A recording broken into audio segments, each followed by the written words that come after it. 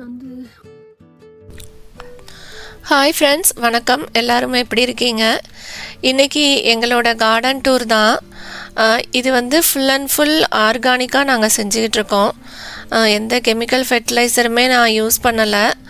அதே மாதிரி இந்த நத்தை, இந்த பெரிய எலி மாதிரி இருக்கும் கிரவுண்ட் டாக், அதெல்லாம் எப்படி சமாளித்து நாங்கள் கொண்டு வந்தோம் அப்படின்றத தான் உங்கள் கூட ஷேர் பண்ணலான்னு நினைக்கிறேன். ஃபுல்லாக பார்த்து வீடியோவை என்ஜாய் பண்ணுங்கள்.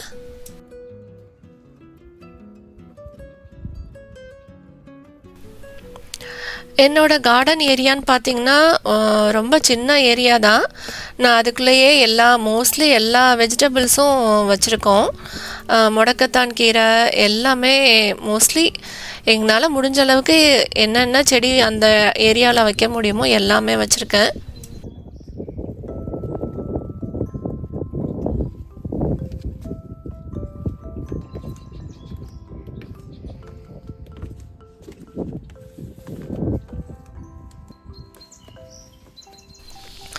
இதுதான் எங்களோட கார்டன்.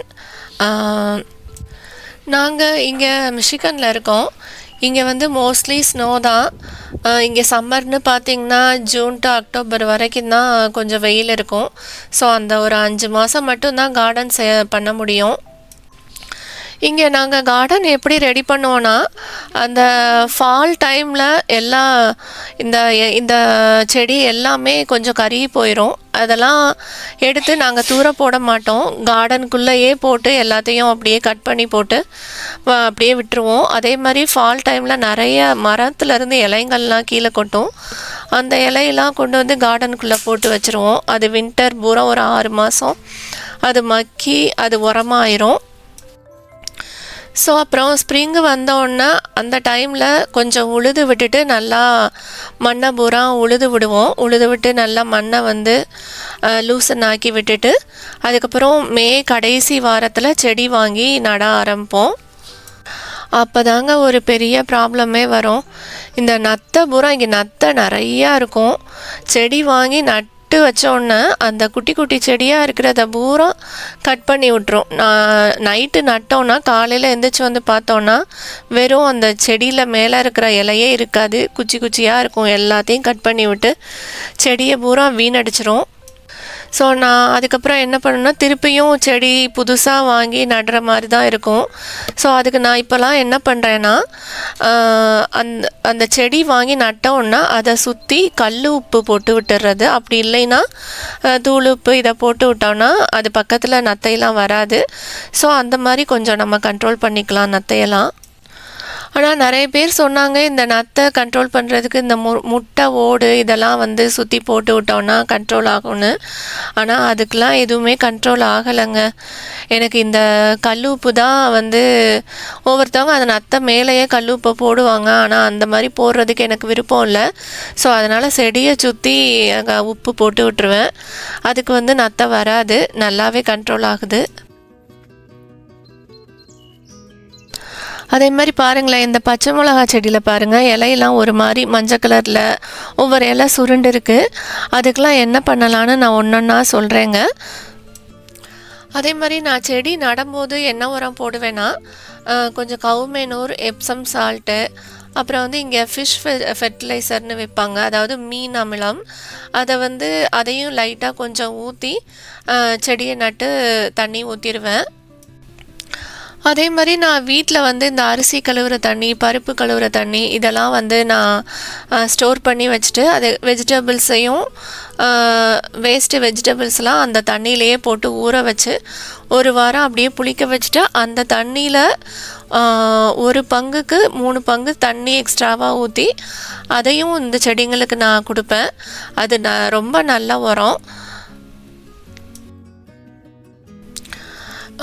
என்னோடய செடிங்களுக்கு எல்லாமே மெயினாக உரம்னு பார்த்திங்கன்னா இந்த கவுமேனூர், அரிசி கழுவுன தண்ணி, அப்புறம் ஃபிஷ் ஆயிலை வந்து தண்ணியில் கலந்து அதையும் ஒரு 2 வாரத்துக்கு ஒரு தடவை கொடுப்பேங்க. இதுதான் என்ன மெயினான உரமே. இந்த தக்காளிக்கு வந்து அந்த காய்க்கும் போது பார்த்திங்கன்னா அந்த அரிசி கழுவின தண்ணியோட கொஞ்சம் சுண்ணாம்பு சேர்த்து கலந்து கொடுப்பேன். அப்போ தான் இந்த தக்காளி காய் கடியிலலாம் அந்த வெம்பி வராமல் இருக்கும். இல்லைன்னா கால்சியம் சத்து குறைவுனால அந்த தக்காளி அடியிலெல்லாம் கருப்பாகி வெம்பி போய் எல்லா காயும் வேஸ்ட் ஆயிருங்க. மெயினாக இந்த சுண்ணாம்பு தான் இதுக்கு வந்து ஒரே ரெமடி.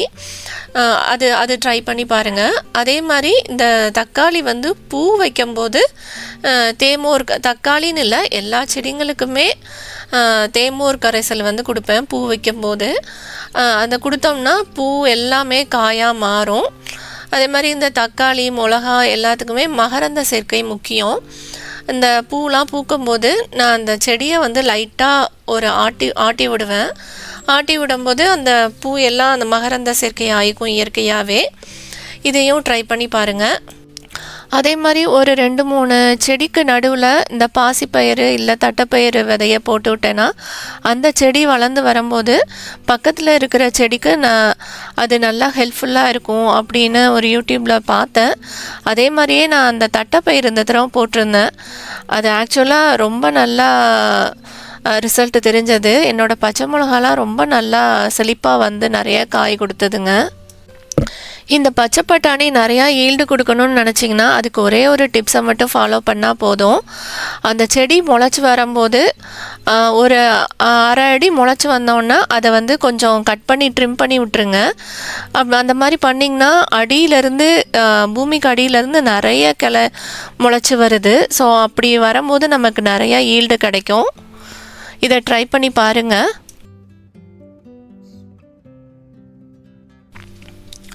இந்த பச்சை மிளகாய்க்குன்னு பார்த்திங்கன்னா அதுக்கு 2 பிரச்சனை தான். இலை சுருட்டலும் இந்த இலை பூரா மஞ்சளாக ஆகும். அதுக்கு வந்து ஒரே வழி, இந்த ஃபிஷ் ஆயிலை வந்து 1 லிட்டர் தண்ணிக்கு 1 மூடி அளவுக்கு கலந்து நான் டெய்லியுமே ஒரு 5 நாளைக்கு கண்டினியூஸாக ஸ்ப்ரே பண்ணி விடுவேன். கீழேயும் அடியிலையும் அடிவரமாகவும் கொடுப்பேன். ஸோ அந்த மாதிரி கொடுக்கும்போது இந்த இலை சுருட்டல், இந்த இலையெல்லாம் மஞ்சள் கலராக மாறி செடியே வந்து வளராமல் இருக்கும். ஸோ இதெல்லாம் சரியாயிரும். அதே மாதிரி இந்த பாசிப்பயிறு இல்லை தட்டைப்பயிறு வந்து ஒரு செடி, இந்த செடிங்களை எல்லா செடிக்கும் நடுவில் ஒரு விதை போட்டு வச்சுருந்திங்கனாவே போதும். பக்கத்தில் இருக்கிற நம்ம மிளகா தக்காளி எல்லாமே நல்லா வளருதுங்க. இது நான் கண்கூடாக பார்த்தது. இது நல்லா யூஸ்ஃபுல்லாகுது இந்த டிப்ஸு.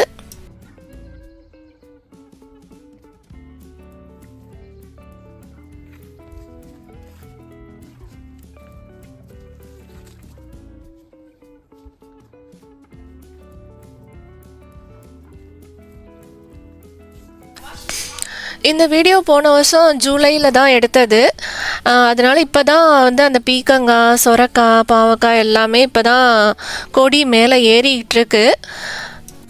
அதே மாதிரி நான் புளிச்சக்கீரை வந்து விதையெல்லாம் போடலை ஃப்ரெண்ட்ஸ்.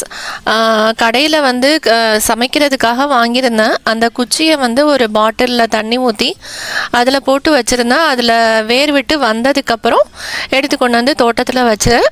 அது சூப்பராக நல்லா தளன்னு ஃப்ரெஷ்ஷாக வந்தது, நிறையா வந்தது, கீரை கிடச்சது. அதே மாதிரி இந்த சொடக்கு தக்காளி, இது ஆக்சுவலாக நம்ம ஊரில் மட்டும்தான் கிடைக்கும்னு நான் நினச்சிட்டு இருந்தேன். ஆக்சுவலாக இங்கேயும் கிடைக்கிது. ஆக்சுவலாக இந்த சொடக்கு தக்காளி வந்து நான் ஃபார்மர்ஸ் மார்க்கெட்லேருந்து வாங்கிட்டு வந்தேன். ஒரு 200 கிராம் பழம் இருக்கும். இந்த சொடக்கு தக்காளி பழத்தை ஒரு பாக்ஸில் போட்டு வச்சுருந்தாங்க, $5 சொல்லிட்டு. வாங்கிட்டு வந்து அதில் ஒரு 2 பழத்தை தான் இந்த கார்டனில் போட்டு விட்டேன். அது முளைச்சி வந்து நல்லா சூப்பராக வந்திருந்ததுங்க. ஆர்கானிக்காக வந்ததுனால அந்த சொடக்கு தக்காளி பழம் டேஸ்ட்டே அவ்வளோ சூப்பராக இருந்தது. அதே மாதிரி இந்த கீரையெல்லாம் பார்த்திங்கன்னா இந்த சக்கரவர்த்தி கீரை, முளைக்கீரை, மிளகு தக்காளி கீரை இதெல்லாம் கார்டனில் வருஷம் தானாகவே வந்துடும். ஸோ இந்த சம்மர் வந்துட்டால் எங்களுக்கு கீரைக்கு பஞ்சமே இல்லை. வாரத்துக்கு ஒரு 3-4 தடவை கீரை செஞ்சுருவேன். சூப்பராக இருக்கும். அதே மாதிரியே ஒரு முக்கியமான ஒன்றுங்க, இந்த தட்டைப்பயிர் செடி போட்டிருந்தேன் இல்லைங்களா, அதில் வந்து பூக்கும்போது இந்த செங்கொளவி இருக்குல்ல, அது வந்து நிறையா வந்தது. அது வந்ததுனால வேறு பூச்சி எதுவுமே இல்லை எங்கள் கார்டனில். நாங்களும் அதுக்குள்ளே தான் கார்டனுக்குள்ளேயே தான் நிறையா வேலை பார்ப்போம், ஹார்வெஸ்ட் பண்ணுவோம். பட் ஆனால் அது எங்களை ஒன்றும் பண்ணலை. பட் இருந்தாலும் எங்களுக்கு கொஞ்சம் பயமாக தான் இருந்துச்சு. பட் ஆனால் அந்த வருஷம் வந்து நான் இந்த வேப்பம் எண்ணெய் எதுவுமே இந்த பூச்சிக்குன்னு சொல்லிட்டு எந்த ஸ்ப்ரேயுமே நான் அந்த வருஷம் நான் யூஸ் பண்ணலை. ஆக்சுவலாக இந்த இந்த வண்டு இதெல்லாம் வந்துச்சுன்னா இந்த வேப்ப எண்ணெயை தான் நான் வந்து சோப்பு தண்ணியில் கலந்து ஸ்ப்ரே பண்ணுவேன். அது அந்த மாதிரி பண்ணோன்னா போயிடும். ஆனால் அந்த வருஷம் வந்து இந்த செங்குளவி வந்ததுனால நான் எந்த ஸ்ப்ரேயும் அடிக்கலைங்க. செடி தானாக நல்லா செழிப்பாக வந்தது. இந்த பீஸ் வந்து பறித்து நாங்கள் வந்து சமையலுக்கு கொண்டு போகிறதுக்கு முன்னாடி இங்கேயே எல்லாத்தையும் முக்கால்வாசி சாப்பிட்ருவோம். அந்தளவுக்கு நல்ல டேஸ்ட்டாக இருக்கும். அது அப்படியே குக்கும்பர் சாப்பிட்ற மாதிரி சாப்பிட்றலாம். ஸ்வீட்டாகவும் இருக்கும் இந்த அதே போல் இங்கே வந்து ஒரு கிரவுண்ட் ஹாக்னு ஒரு பெரிய எலி இருக்குங்க. அது இந்த ஸ்ப்ரிங் ஸ்டார்டிங்கில் வந்துடும். அது வந்து வெஜிடேரியன். அது மெயினாக வந்து இலையை தான் வந்து சாப்பிடும். ஸோ நம்ம வந்து செடியெல்லாம் நல்லா செழிப்பாக வளர்த்து வச்சுருந்தோன்னா அது வந்து இலைய பூரா எல்லாத்தையுமே சாப்பிட்டுட்டு போயிடும். செடி வளர்ந்து வரும்போது அப்படியே சாப்பிட்டுட்டு போயிடும். அது ரொம்ப நமக்கு வந்து மனசு கஷ்டமாக இருக்கும். ஸோ அதை வந்து அந்த கிரவுண்டாக எப்படி கண்ட்ரோல் பண்ணலான்னா அதுக்கு வந்து ரொம்ப அதுக்கு வந்து ரொம்ப இந்த ஸ்ட்ராங்கான ஸ்மெல்லாம் ரொம்ப பிடிக்காது. ஸோ நான் என்ன பண்ணுவேன்னா இந்த சோப்பு வந்து எந்த சோப்பு நல்லா ஸ்ட்ராங்கான ஸ்மெல் வருதோ அந்த சோப்பை வந்து திருவி அந்த கார்டன் சுற்றி போட்டு விட்டுருவேன். அந்த ஸ்மெல்லுக்கு வந்து கிரவுண்ட் டாக் வந்து மோஸ்ட்லி வராதுங்க. அதே மாதிரி பார்த்திங்கன்னா இந்த கிரவுண்ட் டாக் வந்து தக்காளி புதினாவெல்லாம் கடிக்காது. ஏன்னா அதெல்லாம் நல்லா ஸ்ட்ராங்கான ஸ்மெல் இருக்கும். ஸோ அந்த பக்கமே அது வராது. ஸோ அதனால் நீங்கள் சோப்பு நல்ல யூஸ் ஆகும். இந்த பச்சை மிளகா பார்க்குறதுக்கு குட்டியாக தாங்க இருக்குங்க. பட் ஆனால் நல்ல காரம். சட்னியில் போட்டு தேங்காய் சட்னி அரைச்சோன்னா அவ்வளோ வாசமாக மணமாக இருக்கும். ஒரு தோசைக்கு 2 தோசை சாப்பிட்லாம். அந்தளவுக்கு டேஸ்ட்டாக இருக்கும். இந்த மிளகா பேர் தெரியல. பட் ஆனால் இந்த மிளகா ரொம்ப டேஸ்ட்டாக இருந்துச்சுங்க. இது எல்லாமே இப்போ தான் ஃபஸ்ட்டு ஹார்வெஸ்ட். நான் அதுக்கப்புறம் வந்ததெல்லாம் நான் வீடியோ எடுக்கலை. அதுக்கப்புறம் நிறையா ஹார்வெஸ்ட் பண்ணோம். இது ஸ்டார்டிங்கிறதுனால எல்லாமே ஒரு 1-2 தான் இருந்தது. செடியே எல்லாம் இப்போ தான் வளர்ந்துக்கிட்டு இருக்கு.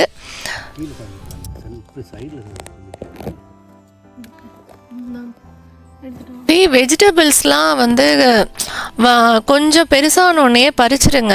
முத்தட்டோன்னு விடாதீங்க. நம்ம வந்து அது செடியிலேருந்து நம்ம பறிக்க தான் அது நிறையா காய்க்க ஆரம்பிக்கும்.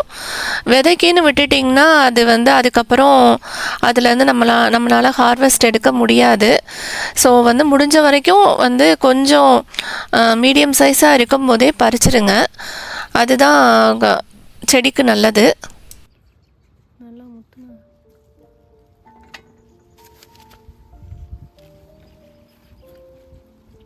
மிளகாலாம் இது ஜூலை மாதம் எடுத்தது தான். ஒரு செப்டம்பர் அக்டோபர்லாம் பார்த்திங்கன்னா இந்த பச்சை மிளகா ஒரு 3 அடி உயரத்துக்கு வளர்ந்து நல்லா படர்ந்து இருந்தது.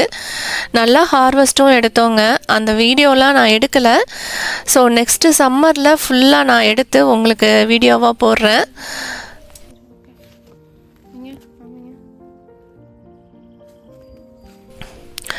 இந்த பாவக்காய் வந்து மிதி பாவக்காய். இதுவுமே நல்லா நிறையா காய் வந்தது.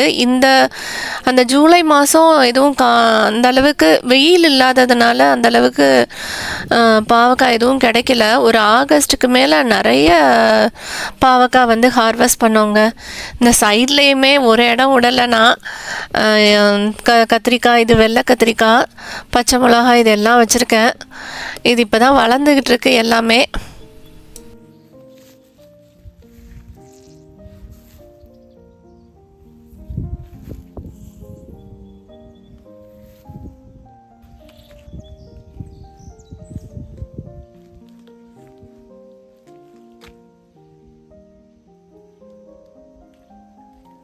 ஃப்ரெண்ட்ஸ், இந்த வீடியோவை இதோட முடிச்சுக்கிறேன். இந்த வீடியோ உங்களுக்கு பிடிச்சிருக்கும்னு நினைக்கிறேன். பிடிச்சிருந்ததுன்னா ஒரு லைக் பண்ணுங்கள், சப்ஸ்கிரைப் பண்ணி சப்போர்ட் பண்ணுங்கள் ஃப்ரெண்ட்ஸ். அடுத்த ஒரு சூப்பரான வீடியோவில் பார்க்கலாம். தேங்க்யூ, பாய்.